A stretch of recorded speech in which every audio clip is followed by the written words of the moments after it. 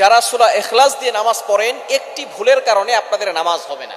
অনেকেই আছে আলহামদুলিল্লাহ সূরা ইখলাসকে ভালোবাসেন, সূরা ইখলাসকে মহব্বত করেন, কিন্তু আপনাদের একটি ভুল এমন হয়, এই একটি ভুল যদি আপনাদের হয়ে থাকে তাহলে কিন্তু আপনাদের নামাজ হবে না, নামাজ বাতিল হয়ে যাবে। সূরা ইখলাসের ফজিলত অনেক বেশি, আমরা সকলেই জানি। নবীজি সাল্লাল্লাহু আলাইহি ওয়াসাল্লাম জানিয়ে দিয়েছেন, যে ব্যক্তি সূরা ইখলাস একবার পাঠ করবে আল্লাহ পাক রব্বুল আলামিন 10 পারা কোরআন শরীফ পড়ার সওয়াব দিবেন। যে ব্যক্তি 3 বার পড়বে 1 খতম কোরআন শরীফ পড়ার সওয়াব পাবে। আর যে ব্যক্তি 10 বার পড়বে আল্লাহ পাক রব্বুল আলামিন তার জন্য জান্নাতে একটা প্রাসাদ নির্মাণ করবে। এবং আমরা এরকম অনেক হাদিস শুনেছি যে নবীজি সাল্লাল্লাহু আলাইহি ওয়াসাল্লাম জানিয়ে দিয়েছেন, যারা সূরা ইখলাসকে ভালোবাসবে সূরা ইখলাসের ভালোবাসা তাকে জান্নাত পর্যন্ত পৌঁছে দিবে।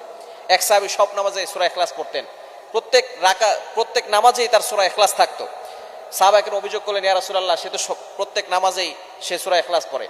তাকে জিজ্ঞেস করা হলো, কেন তুমি সূরা ইখলাস পড়ো? তখন তিনি বলেছে, সূরা ইখলাসকে আমি ভালোবাসি, আমি আল্লাহকে মহব্বত করি। নবীজি সাল্লাল্লাহু আলাইহি ওয়াসাল্লাম জানিয়ে দিয়েছেন, এই সূরা ইখলাস তাকে জান্নাত পর্যন্ত পৌঁছে দিবে। সুতরাং সূরা ইখলাসের ফজিলত অনেক বেশি, কিন্তু আমরা অনেকেই সূরা ইখলাস পড়ি, কুল হুয়াল্লাহু আহাদ আল্লাহুস সামাদ লাম ইয়ালিদ ওয়া লাম ইউলাদ ওয়া লাম ইয়াকুল লাহু কুফুয়ান আহাদ। ছোট্ট সূরা, ফজিলত অনেক বেশি। এই কারণে আমরা অনেকেই সূরা ইখলাস দিয়ে নামাজ পড়ি, কিন্তু আমাদের একটা ভুলের কারণে নামাজ বাতিল হয়। সেটা কি? আমরা অনেকে কফের জায়গায় কাফ পড়ি।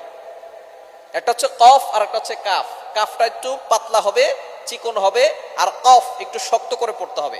অনেকেই এই ভুলটা করে। কফ দিয়ে পড়লে কুল হুয়াল্লাহু আহাদ, এটা যদি আপনি পড়েন তাহলে অর্থ হবে, নবী আপনি বলুন আল্লাহ এক, অদ্বিতীয়। আল্লাহ পাক রব্বুল আলামিন তার পরিচয় দিচ্ছেন এখানে। আল্লাহ পাক রব্বুল আলামিন এখানে বলছেন কুল হুয়াল্লাহু আহাদ, এখানে কফ দিয়ে পড়ছেন। কিন্তু অনেকেই ভুল করে, উচ্চারণ সঠিক না হওয়ার কারণে তারা পরে কাফ দিয়ে কুল হুয়াল্লাহ। কুল শব্দের অর্থ হচ্ছে খাওয়া, আপনি খান। হুয়াল্লাহু আহাদ, আল্লাহ এক। সুতরাং কোরআন শরীফের কোন অর্থ যদি চেঞ্জ হয়ে যায় তাহলে আপনার নামাজ হবে না, নামাজ বাতিল হয়ে যাবে। আপনার একটা উচ্চারণের কারণে, যেখানে কফের জায়গায় কাফ পড়তেছেন, যার কারণে আপনার উচ্চারণের কারণে একটা অক্ষর পরিবর্তন হয়ে গেছে, যার কারণে অর্থের চেঞ্জ চলে আসছে। এরকম শুধু সূরা ইখলাসে নয়, পবিত্র কোরআনুল কারীমের যেখানেই আপনি যদি উচ্চারণ সঠিকভাবে না পারেন, সঠিকভাবে না করেন, তাহলে কিন্তু অর্থ চেঞ্জ হওয়ার সম্ভাবনা আছে, যার কারণে আপনার নামাজ বাতিল হয়ে যাবে। যেখানে আল্লাহ বলছেন কুল হুয়াল্লাহু আহাদ, আল্লাহ এক, নবী হে আপনি বলুন আল্লাহ এক, আল্লাহ অদ্বিতীয়, সেখানে যদি আপনি বলেন কুল হুয়াল্লাহু আহাদ তাহলে অর্থ হবে, নবী আপনি খান, আল্লাহ এক। সুতরাং অর্থ চেঞ্জ হওয়ার কারণে আপনার নামাজ বাতিল হয়ে যাবে। এজন্য অবশ্যই সতর্ক থাকতে হবে। আমরা কোরআন শরীফটা অবশ্যই শুদ্ধ করে পড়ার চেষ্টা করব। দুনিয়ার সবকিছু ঠিকঠাক মতো চলে, শুধু কোরআন শরীফের বেলায় কোরআন শরীফটা শুদ্ধ করে পড়ে না। আপনি কোরআন শরীফ সব না পারেন, যেই সূরাগুলো দিয়ে আপনি নামাজ পড়েন, ছোট ছোট সূরা, এগুলো তো আপনি শুদ্ধ করে পড়তে পারেন।